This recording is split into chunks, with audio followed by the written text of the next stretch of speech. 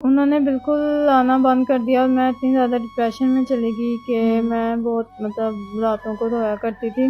اچھا، اب آپ جب ایک مرد آپ کے پاس آتے سے آپ حوث کا نشانہ بنتے تو کتنے پیسے آپ کو دیتا ہے؟ زیادہ سے زیادہ 8,000۔ 8,000؟ وہ لوگ لڑکیوں کو ایسے ہی دھوکہ دیتے تھے، لیکن جب انسان کے وقت میں برا لکھا ہونا تو پھر انسان کچھ نہیں کر سکتا۔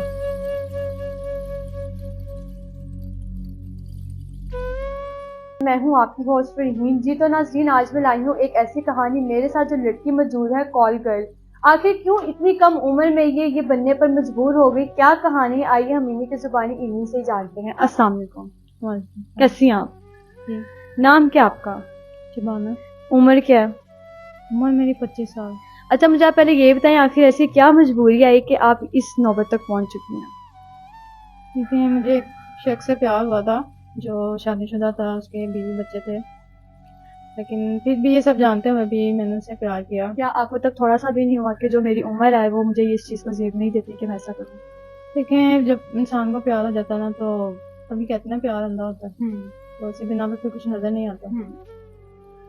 پھر اس کے بعد پھر ہماری شادی ہو گئی، انہوں نے سیپریٹ گھر لے کے دیا مجھے۔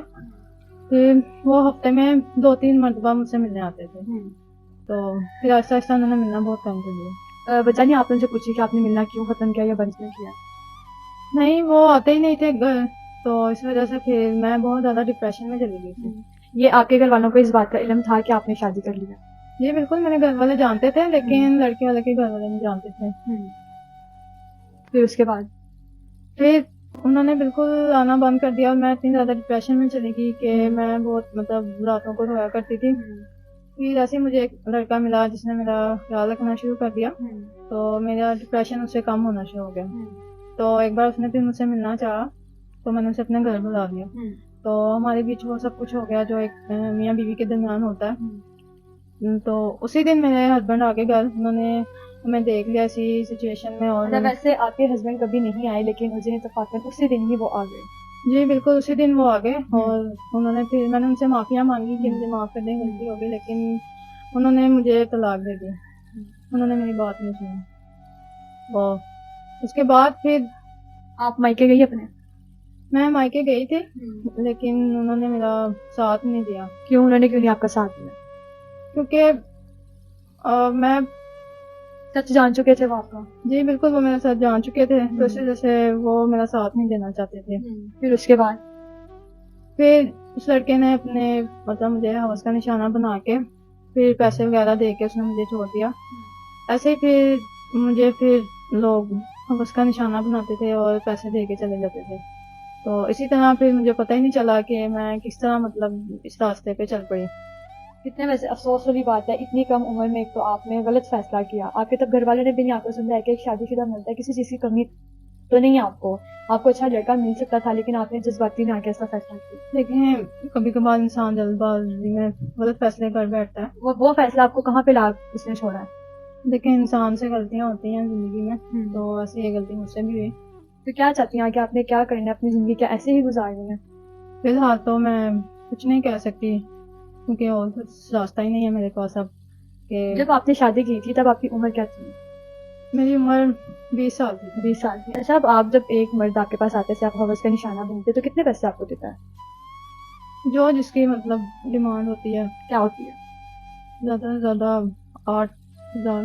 8,000؟ 8,000 کی خاطر آپ نے اپنی پوری زندگی داؤ پہ لگا دی۔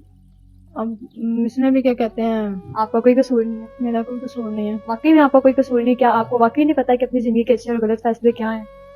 دیکھیں، مجھ سے تو پہلے غلطی ہو گئی، میں نے ایک شادی شدہ سے شادی کی، لیکن اس کے بعد مزید آپ نے غلطی کی لڑکے کے ساتھ، تیسری مزید غلطی کی کسی اور کے ساتھ مل کے؟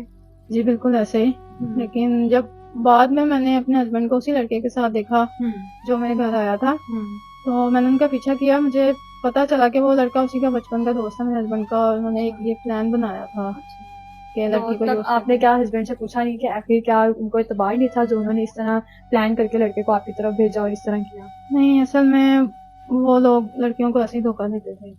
لڑکیوں کو ایسے؟ کہ آپ نے پہلے کوئی جانچ پڑتال نہیں کی تھی؟ لیکن جب انسان کے وقت میں برا لکھا ہونا تو پھر انسان کچھ نہیں کر سکتا۔ کیا نصیحت دو گی دیکھنے والوں کو، کیا کہنا چاہو گی؟ میں یہی کہنا چاہوں گی کہ آئندہ زندگی میں سوچ سمجھ کے فیصلہ کریں، جلد بازی میں کوئی فیصلہ نہ کریں، کیونکہ ساری زندگی کا سوال ہوتا ہے۔ جی تو ناظرین، آپ نے کال کر کی ساری داستان تو سنی ہے، صرف ایک چھوٹی سی غلطی کی وجہ سے آج یہ کہاں سے کہاں آ پہنچی ہے۔ آپ لوگوں کو بھی یہ مشورہ دوں گی کہ جذباتی ہونے کی کوئی ضرورت نہیں ہے، انشاءاللہ صبر سے کام لینا چاہیے۔ صبر جو ہے وہ آپ کو ایک دن اچھا وقت دکھاتا ہی ہے۔ اسی کے ساتھ دیجیے مجھے اجازت، ملتے ہوئے پروگرام کے ساتھ، تب تک کے لیے خدا حافظ۔